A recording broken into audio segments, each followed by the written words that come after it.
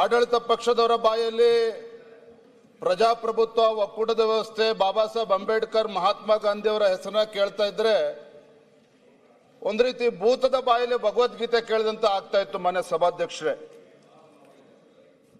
ಇವತ್ತು ಕಾಂಗ್ರೆಸ್ ಪಕ್ಷ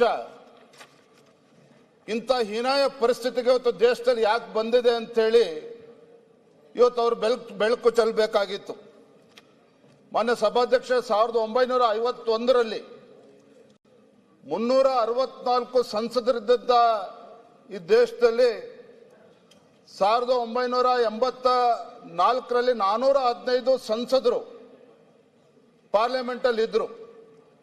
ಆದ್ರೆ ಇವತ್ತು ಎಲ್ಲಿಗೆ ಬಂದಿದೆ ಪರಿಸ್ಥಿತಿ ಅಂತ ಹೇಳಿದ್ರೆ 2024ರ ಲೋಕಸಭಾ ಚುನಾವಣೆಗೆ 415 ಗೆದ್ದಿದ್ದಂತ ಕಾಂಗ್ರೆಸ್ ಪಕ್ಷ ಕೇವಲ 99 ಸ್ಥಾನಗಳಿಗೆ ತೃಪ್ತಿ ಪಡ್ಕೊಳ್ತಕ್ಕಂಥ ಪರಿಸ್ಥಿತಿ ಇವತ್ತು ನಿರ್ಮಾಣ ಆಗಿದೆ. ಮಾನ್ಯ ಸಭಾಧ್ಯಕ್ಷರೇ, ಅಂದ್ರೆ ಯಾಕೆ ಇಂತ ಹೀನಾಯ ಪರಿಸ್ಥಿತಿ ಇವತ್ತು ಕಾಂಗ್ರೆಸ್ ಪಕ್ಷಕ್ಕೆ ಬಂದಿದೆ ದೇಶದಲ್ಲಿ ಅನ್ನೋದನ್ನು ಕೂಡ ಒಂದು ಕ್ಷಣ ಯೋಚನೆ ಮಾಡಬೇಕಾಗ್ತದೆ. ಏನು ಹಿಂದೆ ಸೀತೆಯನ್ನ ಯಾವ ರೀತಿ ರಾವಣ ಅಪಹರಿಸಿಕೊಂಡು ಲಂಕೆಗೆ ತೆಗೆದುಕೊಂಡು ಹೋದ್ರು, ಅದೇ ರೀತಿ ಕಾಂಗ್ರೆಸ್ನವರು ಮಹಾತ್ಮ ಗಾಂಧಿಯವರ ಹೆಸರನ್ನ ಬಳಸಿಕೊಂಡು ಈ ನಕಲಿ ಕಾಂಗ್ರೆಸ್ ಏನಿದೆ ಮಹಾತ್ಮ ಗಾಂಧಿಗೂ ಕೂಡ ಟೋಪಿ ಹಾಕ್ತಕ್ಕಂಥ ಕೆಲಸ ಮಾಡಿದ್ದಾರೆ.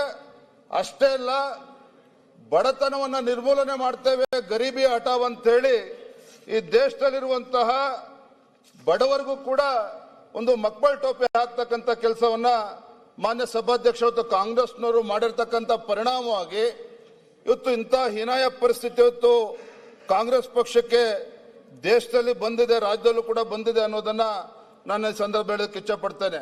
ಮಾನ್ಯ ಸಭಾಧ್ಯಕ್ಷರೇ, ಯಾರಾಗ್ತಾರೆ ಎಂಎಲ್ಎ ಅಭ್ಯರ್ಥಿ 2028 ಶೀಘ್ರದಲ್ಲೇ. ಪ್ರತಿದಿನ ಒಂದೊಂದು ಕ್ಷೇತ್ರದ ಟಿಕೆಟ್ ಆಕಾಂಕ್ಷಿಗಳ ಸಂಪೂರ್ಣ ಮಾಹಿತಿ ಪೊಲಿಟಿಕಲ್ ಜರ್ನಲಿಸ್ಟ್ ಕೆಎಂ ಶಿವಕುಮಾರ್ ಅವರಿಂದ. ಕರ್ನಾಟಕದ ನಂಬರ್ 1 ಡಿಜಿಟಲ್ ಮೀಡಿಯಾ ನಿಮ್ಮ ನೆಚ್ಚಿನ ಕರ್ನಾಟಕ ಟಿವಿಯಲ್ಲಿ ಮಾತ್ರ.